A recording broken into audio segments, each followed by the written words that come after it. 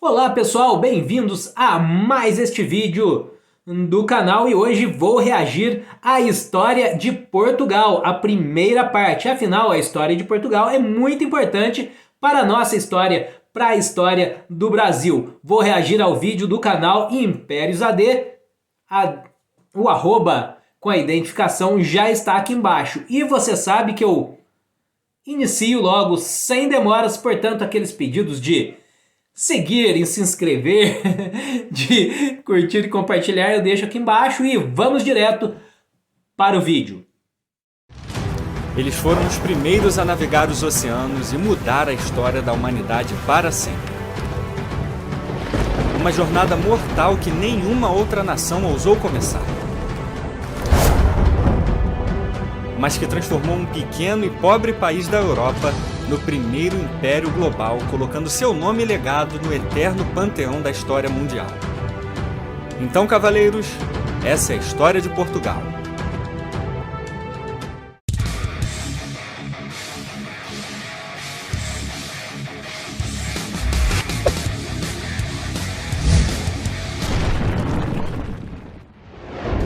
A gênese de Portugal começa aqui no ano 1000 AC, com eles, os celtas. Estudos recentes indicam que os primeiros celtas surgiram aqui, Portugal, e daqui foram para esse monte de lugares aqui e fizeram esse monte de coisas aqui. E os celtas portugueses mais conhecidos são os lusitanos, galaicos e cônios.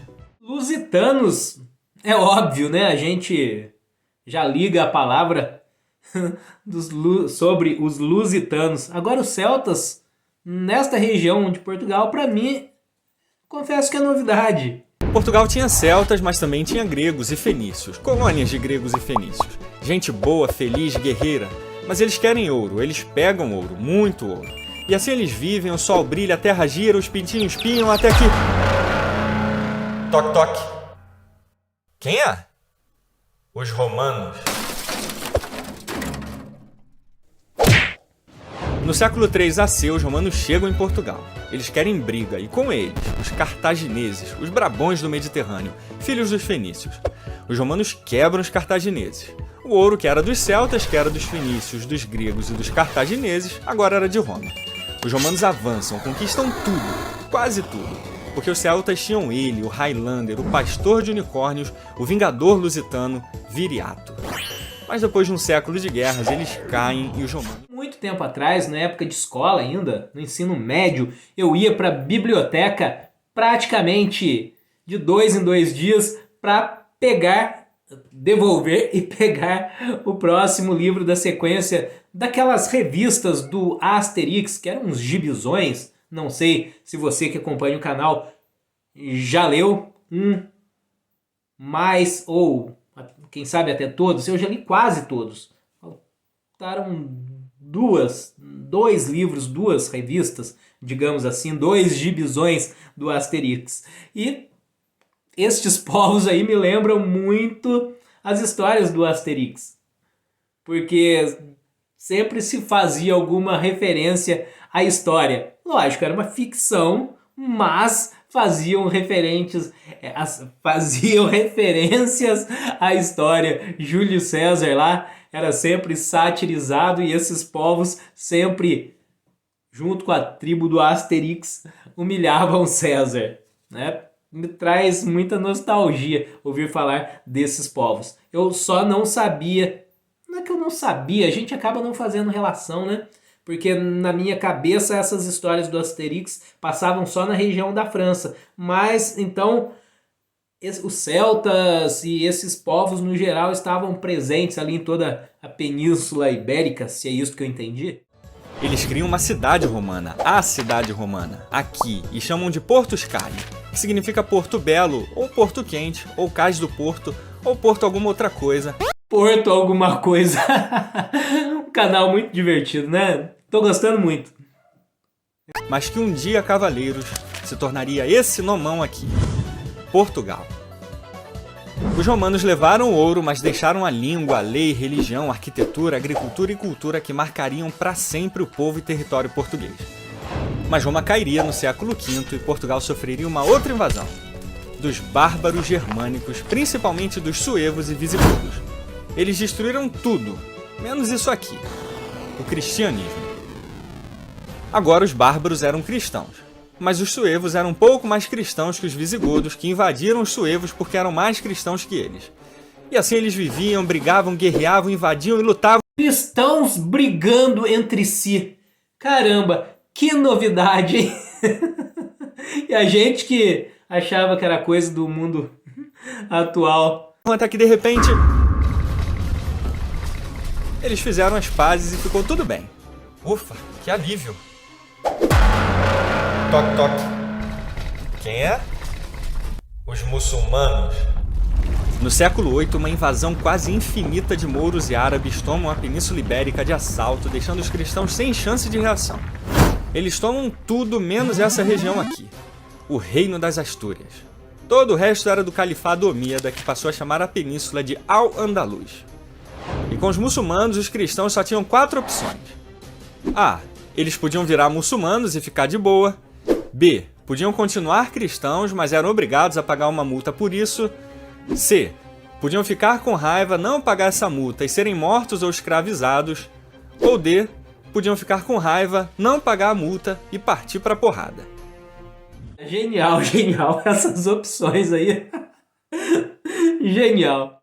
Qual das 4 opções os cristãos escolheram? Vote nos seus telefones. Com licença, posso ver a opção D de perto? Claro, fique à vontade. E assim começa a Reconquista Cristã em 722 AD na Batalha de Covadonga, liderados por um rei quase mítico, Dom Pelágio. E desse reino, vários outros reinos surgiram durante quase 8 séculos de reconquista. Os reinos de Leão, Navarra, Aragão, Castela e Galiza foram os primeiros. E o reino de Leão tinha um condado, o Condado Portucalense, que foi entregue a Henrique de Borgonha como dote de casamento da filha do rei, Teresa de Leão. Enquanto os caras ganhavam condados de presente de casamento, eu e você ganhamos um liquidificador que nem funciona direito.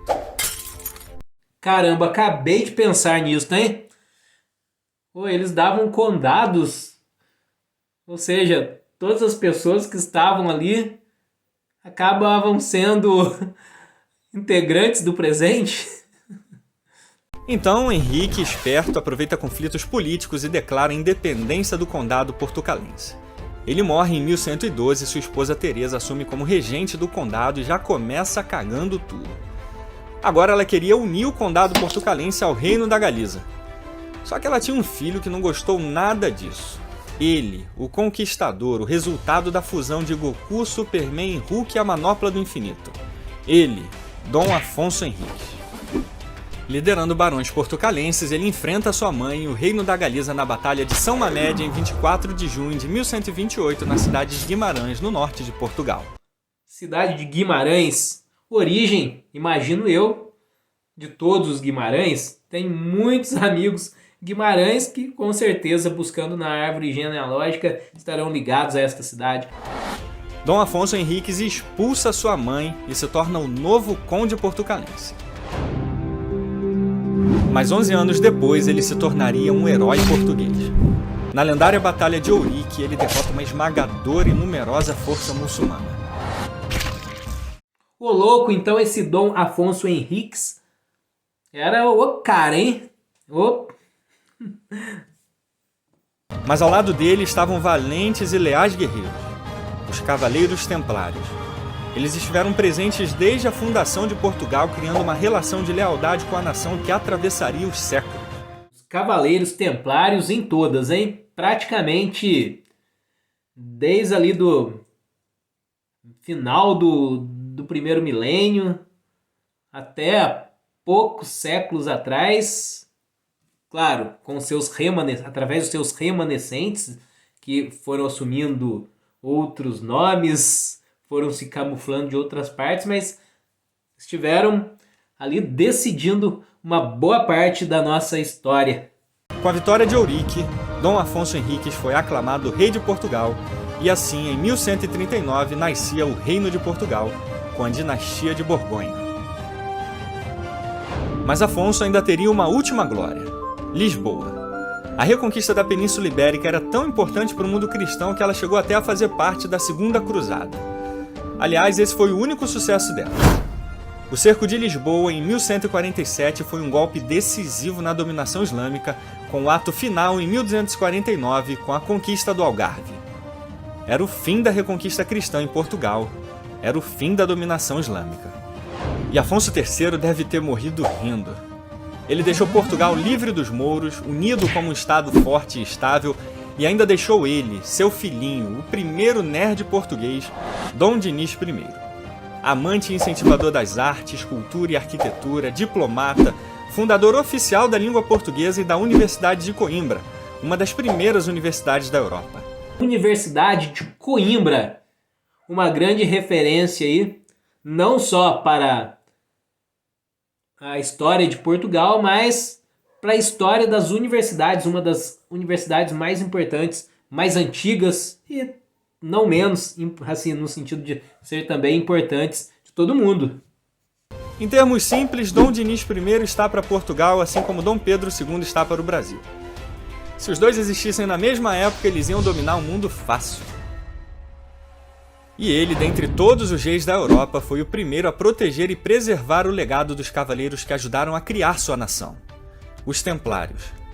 Ciente da trama do Papa Clemente V e Filipe IV de França de confiscarem todos os bens dos cavaleiros, ele desafiou todas as bulas papais que ordenavam a prisão e execução dos Templários, como a Ad Providam e a Vox in Excelsior. Os Templários estiveram ao lado de Portugal durante todos esses anos, agora seria a vez de Portugal estar ao lado deles. Depois de anos de negociações, o Papa finalmente cedeu à pressão de Dom Dinis e autorizou o pedido dele em 1319 com a bula Ad Ea Exquibus, a criação de uma nova ordem de cavaleiros formada por todos os templários em Portugal. A Ordem de Cristo seria a guardiã do legado dos Cavaleiros do Templo e até do símbolo que foi a face desses guerreiros épicos. E essa atitude corajosa seria responsável por colocar Portugal no topo do mundo um século depois. Essa Ordem de Cristo não seria a Ordem dos Jesuítas? Ou eu estou confundindo as ordens? Mas antes disso, Portugal passaria por uma prova que testaria ao limite o valor e determinação do seu povo e que poderia mudar para sempre o destino de sua nação.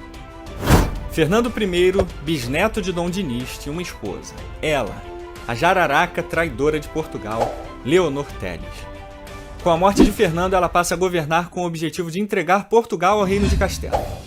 Com a maioria da população contra a rainha, o país entra em guerra civil. E para completar o caos, o poderoso Reino de Castela invade Portugal com tudo. Uma força esmagadora de mais de 30 mil homens tinha apenas um objetivo: a conquista definitiva de Portugal. Mas um homem seria a face da resistência de um povo teimoso e determinado. Ele, o guardião português, o arauto de uma nova era, o He-Man lusitano, Dom João de Avis. Filho do rei Pedro I de Portugal, ele lidera o povo para o campo de batalha contra Castela. 6.000 portugueses contra 30.000 castelhanos. Mas Portugal tinha ele, Nuno Álvares Pereira, o cavaleiro monstro português. Mesmo assim, em 14 milhões de probabilidades, Portugal ganharia em apenas uma. Mas Portugal só precisava dessa única oportunidade.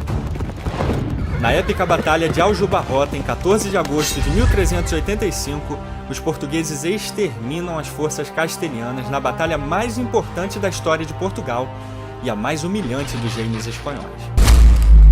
É muito emocionante pensar nisso. Como brasileiros que somos o que somos por causa de Portugal. Muita gente fala mal. Eu não vejo desta forma, não. Eu acho que a presença portuguesa nos deu uma identidade. Tanto é que os nossos vizinhos que foram colonizados pela Espanha se fragmentaram, se tornando vários países. O Brasil não. Ali o Brasil se manteve com a unidade.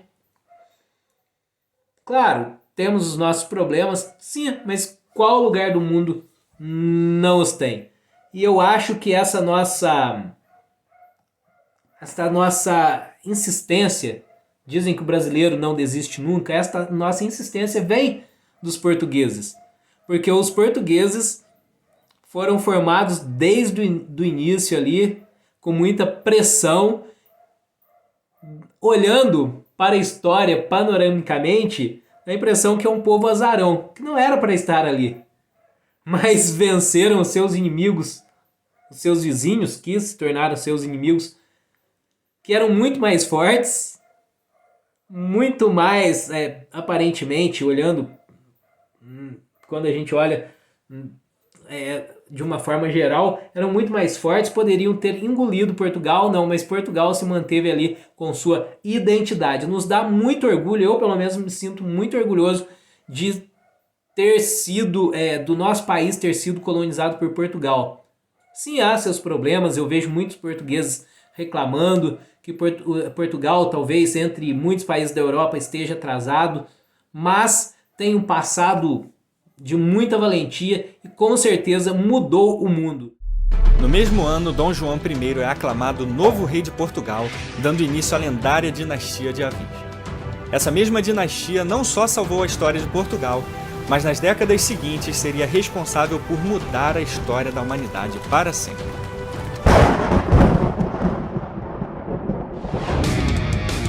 E muito obrigado aos cavaleiros apoiadores do canal. O apoio de vocês é épico. E se você gosta do canal e também quer ajudar esse cavaleiro solitário a continuar produzindo vídeos de qualidade, é só clicar no link do Apoia-se que está aí na tela e na descrição do vídeo e se cadastrar, por favor. Vejo vocês na nossa próxima saga e, por hora, adeus. Foi isso, pessoal. Eu já vi que no canal tem a história de Portugal 2. Com certeza vou reagir a este vídeo também nos próximos dias. Muito obrigado a você que esteve aqui até agora. Se você gostou do vídeo, dê aquele like. Se você não gostou, dê aquele dislike. Se você gostou, compartilhe com os amigos. Se não gostou, com os inimigos. E, de qualquer forma, se inscreva. Seja para ser aquele seguidor atuante ou para ser aquele hater militante. De qualquer forma, sua presença aqui é muito importante. Muito obrigado, até o próximo vídeo.